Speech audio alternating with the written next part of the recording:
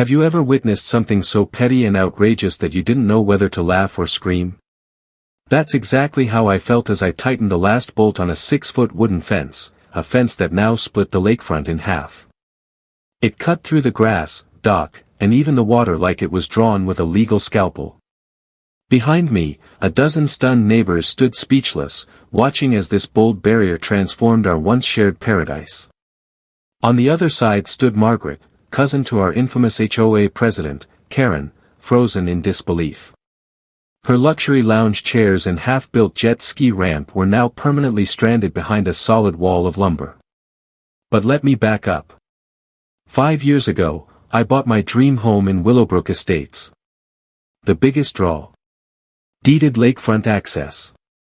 The property included shared use of a sandy beach and community dock, perfect for weekends with my kids, where we'd swim, fish, and soak in the summer sun. That peaceful life began to crumble 6 months ago when Karen Fitzgerald became HOA president. Within weeks, she transformed into a tyrant. Fines were issued for things like excessive grass length. Wind chimes were banned. Planting a flower required written permission.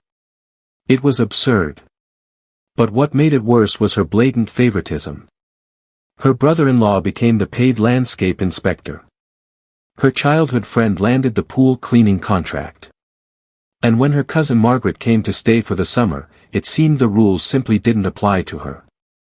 At first, I noticed Margaret setting up a full-on resort on the shared lakefront. We're talking lounge chairs, tiki torches, booming speakers, and even a private jet ski ramp. It completely blocked the view and access for the rest of us. I approached her politely to remind her the area was shared. She scoffed, waved a document in my face, and said Karen had granted her exclusive rights since I only used it on weekends. The paper she showed me. A so-called easement reassignment by the HOA. Something didn't add up. I checked with the city planning office and county records.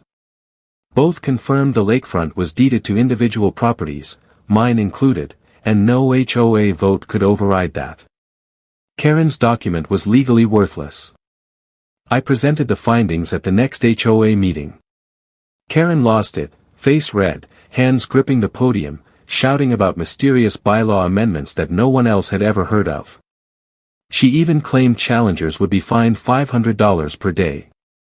Meanwhile, Margaret's setup expanded. Music played all day, her guests trashed the beach, and one morning, she physically blocked my 8-year-old daughter from swimming, declaring it private property. That was the last straw. As a contracts lawyer, I dove into the paperwork, property deeds, HOA charters, old meeting records. What I found was crystal clear: Karen had zero authority to grant exclusive access. In fact, interfering with deeded rights made her personally liable. I sent a formal notice to both Care.